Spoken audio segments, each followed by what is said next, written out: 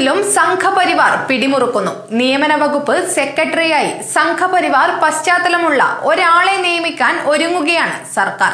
ഹൈക്കോടതിയിലെ അഡ്വക്കേറ്റ് ജനറലായി നിയമിതനായ ജയ്ജു ബാബുവിന്റെ നിയമനം വിവാദമായതിനു പുറകെ സംസ്ഥാന തിരഞ്ഞെടുപ്പ് കമ്മീഷണറായി റിട്ടയർഡ് ജില്ലാ ജഡ്ജി ശേഷാദ്രിനാഥനെ നിയമിച്ചതും വിവാദമായിരുന്നു. രണ്ടുപേരും സംഘപരിവാർ പശ്ചാത്തലമുള്ളവരാണ്. UDFിലോ കോൺഗ്രസ് പാർട്ടിയിലോ ചർച്ച ചെയ്യാതെയാണ് ഈ രണ്ടു നിയമനങ്ങളും നടത്തിയതെന്ന് വ്യാപകമായ പ്രചരണം ഉണ്ടായിരുന്നു. ശേഷാദ്രിനാഥന്റെ നിയമനത്തിനെതിരെ KPCC ജനറൽ സെക്രട്ടറി തന്നെ രംഗത്ത് വന്നിരുന്നു. പബ്ലിക് പ്രോസിക്യൂട്ടർമാരെ നിയമിച്ചതിലും മുൻ ABVPക്കാരും SFIക്കാരും കടന്നുകൂടിയെന്ന ആരോപണവും ഉയർന്നിരുന്നു. ഈ പ്രശ്നങ്ങളൊക്കെ നിലനിൽക്കെ തന്നെയാണ് നിയമ സെക്രട്ടറിയായി ഒരു സംഘപരിവാർ പശ്ചാത്തലമുള്ള ആളെ നിയമിക്കാൻ ഒരുങ്ങുന്നത്. കണ്ണൂർ സ്വദേശിയും അഡീഷണൽ ജില്ലാ ജഡ്ജിയുമായ മധുസൂദനനെയാണ് നിയമ സെക്രട്ടറിയായി നിയമിക്കാൻ ഒരുങ്ങുന്നത്. സാധാരണ നിയമ സെക്രട്ടറിയുടെ ഒഴിവ് വരുമ്പോൾ നിയമനത്തിനായി ഒരു പാനൽ ഹൈക്കോടതിയിൽ നിന്ന് ആവശ്യപ്പെടുകയാണ് പതിവ്. എന്നാൽ പതിവിന് വിപരീതമായി ഒരു പേരിന് മാത്രം അംഗീകാരം വാങ്ങാൻ ഒരുങ്ങുകയാണ് സർക്കാർ. മധുസൂദനന് വേണ്ടി ഉന്നതങ്ങളിൽ നിന്നാണ് ഇടപെടലുകൾ നടത്തുന്നത്. തിരഞ്ഞെടുപ്പ് കമ്മീഷണറായി നിയമിതനായ ശേഷാദ്രിനാഥൻ മധുസൂദനനെയും കൂട്ടി മുഖ്യമന്ത്രിയെ നേരിൽ കണ്ടിരുന്നു.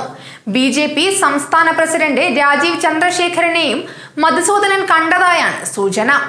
രാജീവ് ചന്ദ്രശേഖരനും മധുസൂദനന്റെ നിയമനത്തിനു വേണ്ടി വാദിക്കുന്ന ഒരാളാണ്.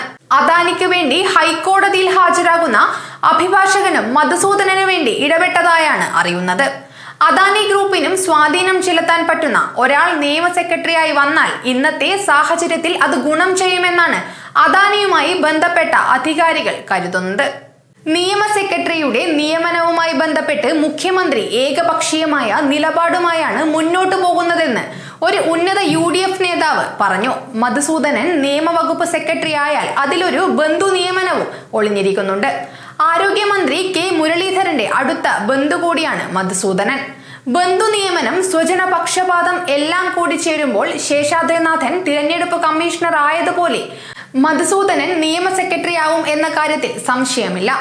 കൂടുതൽ വാർത്തകൾക്കും വിവരങ്ങൾക്കുമായി കണ്ണൂർ മീഡിയ എന്ന ചാനൽ സബ്സ്ക്രൈബ് ചെയ്യുക. നന്ദി, നമസ്കാരം.